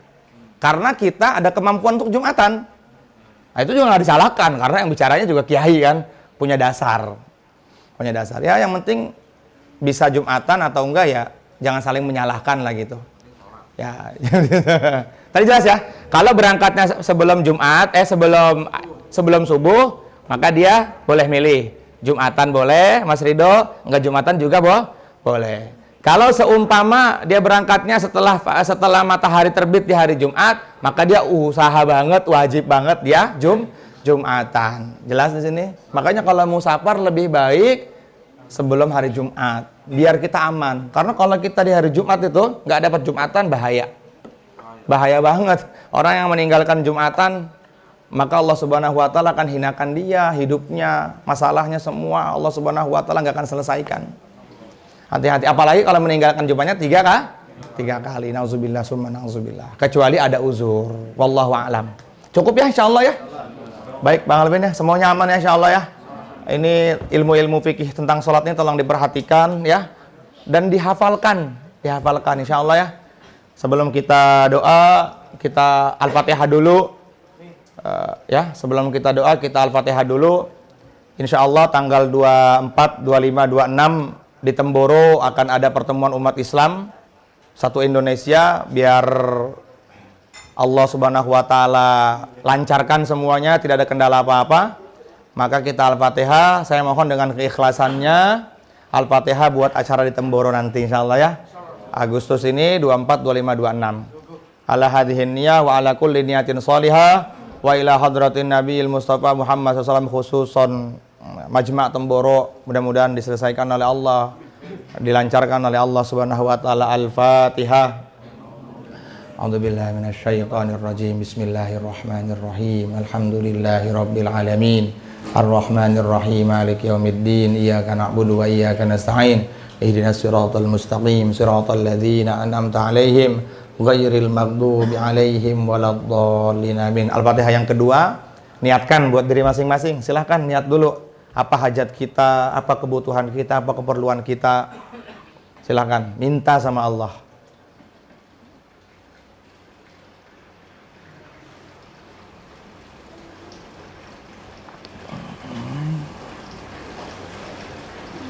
biniyati Rasulillah sallallahu alaihi wasallam wa biniyati syaikhina al-kiram wa biniyati ulamaina wa biniyati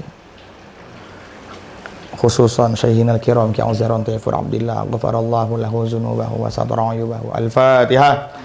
A'udzu billahi minasyaitonir rajim. Bismillahirrahmanirrahim. Alhamdulillahirabbil alamin arrahmanir rahim maliki yaumiddin. Iyyaka na'budu wa iyyaka nasta'in ihdinas siratal mustaqim.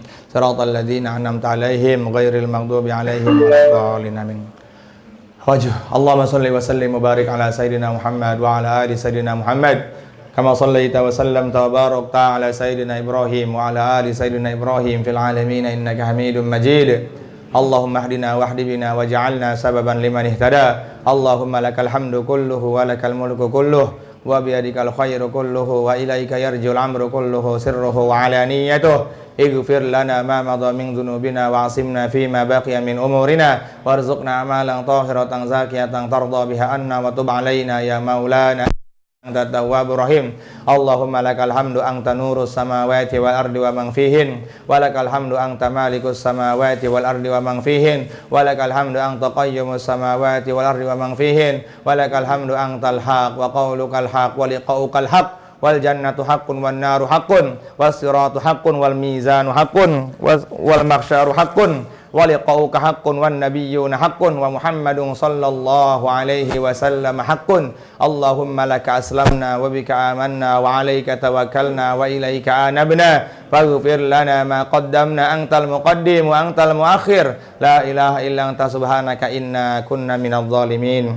Ya Allah, ya Tuhan kami, ya Allah, ya Rabb kami, ya Allah yang menguasai kami semua, ya Allah, ampuni kami, ya Allah, ampuni keluarga kami, ya Allah, ampuni dosa umat seluruh alam ini, ya Allah, dosa yang zahir maupun yang batin, dosa yang terlihat maupun yang tidak terlihat, dosa yang tampak maupun yang tidak tampak, ya Allah. Ya Allah, ya Tuhan kami, berikanlah hidayah dalam hati kami, ya Allah, berikanlah kesempurnaan iman dalam hati kami, ya Allah, kesempurnaan akhlak dalam hati kami, ya Allah, kesempurnaan amal dalam hati kami, ya Allah. Ya Allah, ya Tuhan kami, ampuni segala dosa-dosa kami, ya Allah, dosa teman-teman kami, ya Allah, dosa istri kami, ya Allah, dosa suami kami, ya Allah, dosa anak kami, ya Allah, dosa cucu kami, ya Allah, dosa semuanya, ya Allah. Ya Allah, kami banyak berdosa kepada Engkau, ya Allah, tapi kami butuh dengan ampunan-Mu, ya Allah. Ya Allah, kami enggak pantas masuk ke dalam surga-Mu, ya Allah, tapi kami enggak kuat dengan neraka-Mu, ya Allah. Ya Allah, ya Tuhan kami, berikanlah kami syafaatnya Rasulullah sallallahu alaihi wasallam. Hari ini kami banyak meninggalkan sunnah Nabi-Mu, ya Allah, padahal kami butuh dengan syafaatnya, ya Allah. Ya Allah, sempurnakan semuanya, ya Allah. Berikan kepada kami syafaat Nabi-Mu, ya Allah, di dunia kami sebelum di akhirat kami, ya Allah. Ya Allah, kami banyak durhaka kepada Rasulullah sallallahu alaihi wasallam. Beliau senantiasa memikirkan kami siang dan malam. Beliau tidak bisa tidur karena memikirkan kami. Beliau tidak bisa istirahat karena memikirkan kami. Beliau tidak pernah bisa kenyang makan karena memikirkan kami, ya Allah. Ya Allah, berikan kami syafaat beliau, ya Allah, di dunia kami sebelum di akhirat kami, ya Allah. Ya Allah, ya Tuhan kami rindu dengan Rasulullah sallallahu alaihi wasallam. Anugerahkan kepada kami, berikan rezeki kepada kami untuk bisa ziarah ke Raudhah bersama-sama, ya Allah, di majlis yang mulia ini, ya Allah. Berikan kami, ya Allah, kesempatan untuk bisa berangkat ke sana, ya Allah, bisa bersilaturahim kepada Rasulullah yang telah Engkau berikan kepada para sahabat. Sampaikan kepada kami, ya Allah. Ya Allah, keburukan-keburukan yang Kau tolak dari sahabat, maka tolak juga dari kami, ya Allah. Ya Allah, apa yang Rasulullah minta, itu yang kami minta. Apa yang Rasulullah tolak, itu yang kami tolak. Kami enggak pandai berdoa, ya Allah. Kami enggak pandai meminta, ya Allah. Harapan kami ridha-Mu, ya Allah. Harapan kami ridha-Mu, ya Allah. Harapan kami ampunan-Mu, ya Allah. Harapan kami taufik-Mu, ya Allah. Harapan kami pertolongan-Mu, ya Allah. Kami enggak mampu apa-apa kalau bukan Engkau mampukan, ya Allah. Kami enggak bisa apa-apa kalau enggak Engkau bisakan, ya Allah. Kami enggak punya apa-apa, ya Allah. Ya Allah, sempurnakan semuanya, ya Allah. Ya Allah, ampuni kedua orang tua kami, ya Allah, dosa-dosanya, ya Allah. Orang tua kami senantiasa mengurus kami, ya Allah, dari kecil sampai saat ini, ya Allah. Berikan kado terbaik kepadanya, ya Allah. Masukkan ke dalam surganya, ya Allah. Ke dalam surga-Mu, ya Allah. Itu yang hanya bisa kami berikan kepadanya, ya Allah. Seberapapun harta yang kami berikan kepadanya, enggak mungkin untuk bisa membalas kebaikannya ya Allah, kesakitannya ketika melahirkan ya Allah. Ya Allah, hari ini kami membentak orang tua kami, membentak ibu kami, membentak umi kami, membentak umah kami ya Allah. Ampuni ya Allah. Banyak sekali bentakan yang kami lontarkan kepadanya ya Allah. Ampuni ya Allah. Kami bersimpuh kepadamu ya Allah. Ampuni orang tua kami ya Allah, ibu kami ya Allah. Berikan syafaat Rasulullah kepadanya ya Allah. Berikan syafaat Rasulullah kepadanya ya Allah. Ya Allah, kalau seumpama ada di teman-teman kami di sini ya Allah yang orang tuanya sudah tidak ada ya Allah, terangi kuburnya ya Allah. Ampuni dosa-dosanya ya Allah. Berikan anugerah terbaik kepadanya ya Allah. Luaskan kuburnya ya Allah sebagaimana yang Nabi janjikan sejauh mata memandang ya Allah. Ya Allah, ampuni kubur orang tua kami ya Allah. Luaskan kuburannya ya Allah. Ampuni dosa-dosanya ya Allah. Ya Allah, ya Tuhan kami, masukkan kami di surga-Mu ya Allah dengan ridho orang tua kami ya Allah. Ya Allah, jangan Kau hinakan kami karena murkanya orang tua kami kepada kami ya Allah. Kami meminta kepadamu ya Allah, berikan keridhaan kepada orang tua kami untuk kami ya Allah. Berikan keridhaan mereka kepada kami ya Allah. Ya Allah, jagalah orang tua kami yang masih hidup ya Allah. Jagalah orang tua kami yang masih hidup ya Allah. Penglihatannya dijaga ya Allah, hatinya dijaga ya Allah. Imannya jaga ya Allah, amalnya dijaga ya Allah. Ya Allah, ya Tuhan kami pernah bentak dia ya Allah. Engkau mengatakan wala taqul lahuma uffin, jangan berkata kasar. Jangan mengatakan jangan mengatakan Hari ini kami senantiasa membentak orang tua kami ya Allah. Ampuni dosa-dosa kami ya Allah. Ya Allah, kami pernah membentak umi kami ya Allah, pernah membentak orang tua kami ya Allah. Orang tua kami sakit hati karena perkataan kami ya Allah. Ya Allah, berikan ampunan kami ya Allah. Jaga mereka ya Allah, sehatkan badan mereka ya Allah, panjangkan umur mereka ya Allah, panjangkan umur mereka ya Allah. Ya Allah, kebaikan yang Kau berikan kepada kami, berikan juga kepada orang tua kami ya Allah. Ya Allah, kebaikan yang Kau berikan kepada kami, berikan juga kepada mereka ya Allah. Ya Allah, ampuni mereka sebab ngaji kami di sini ya Allah. Ampuni mereka sebab duduk kami di sini ya Allah. Ya Allah, ampuni mereka sebab ngaji kami ya Allah. Mungkin hari ini ada orang tua yang belum bisa ngaji kenal agama, kenalkan ya Allah. Kami hanya bisa memohon di dalam doa ini ya Allah. Banyak di antara kami orang tua yang belum dapat hidayah ya Allah, yang belum paham agama ya Allah. Ya Allah, paham ya Allah. Terangkan agama orang tua kami ya Allah. Ya Allah, berikan kepahaman agama kepada kedua orang tua kami agar kami sama-sama masuk ke dalam surga-Mu ya Allah. Ya Rabbi, ya Tuhan, ya Allah yang mempunyai Ka'bah, sampaikan kami ke sana ya Allah. Ya Allah yang mempunyai Ka'bah, sampaikan kami ke sana bagaimanapun caranya ya Allah. Kami tahu Engkau mampu ya Allah. Ya Allah, matikan kami dalam keadaan kami sudah berhaji ya Allah. Matikan kami dalam keadaan kami sudah umrah ya Allah. Ya Allah, sempurnakan rukun Islam kami yang kelima ya Allah. Sempurnakan rukun Islam kami yang kelima ya Allah. Ya Allah yang mempunyai langit ya Allah, berikan ampunan kepada kami ya Allah, kedua orang tua kami ya Allah.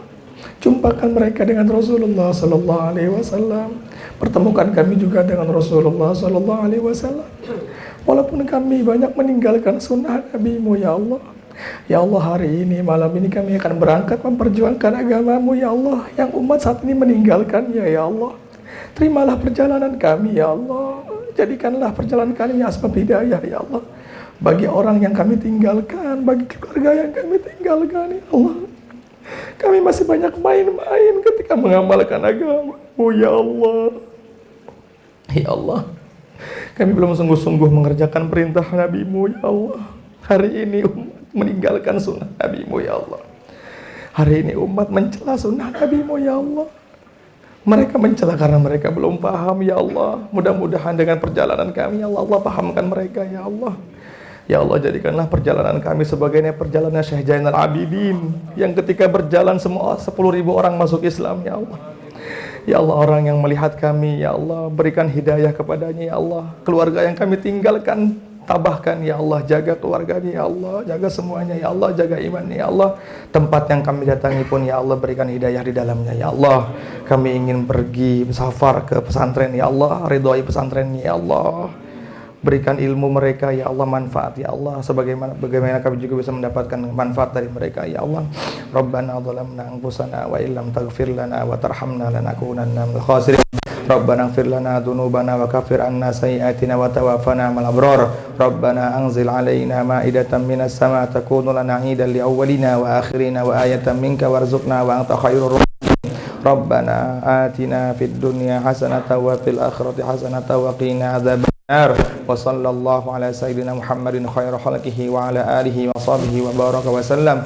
Subhana rabbika rabbil izzati amma yasifun wa salamun alal mursalin walhamdulillahi rabbil alamin. Subhanallah bihamdihi subhanaka Allahumma bihamdika asyhadu an la ilaha illa anta astaghfiruka wa atubu ilaik. Assalamualaikum warahmatullahi wabarakatuh. Salatullah salamullah ala taha rasulillah. Salatullah salamullah ala yasin habibillah. Tawassalna bismillah wa bil hadi rasulillah wa kulli mujahidin lillah bi ahlil bad. Mohon maaf lahir batin. Insyaallah ya, mudah-mudahan Allah terima kita semuanya. Ngajinya manfaat sehingga bisa diamalkan dan disampaikan kepada orang yang belum paham, dan kita amalkan mulai besok subuh. Maka syarat rukun itu harus kita pahamkan insyaallah.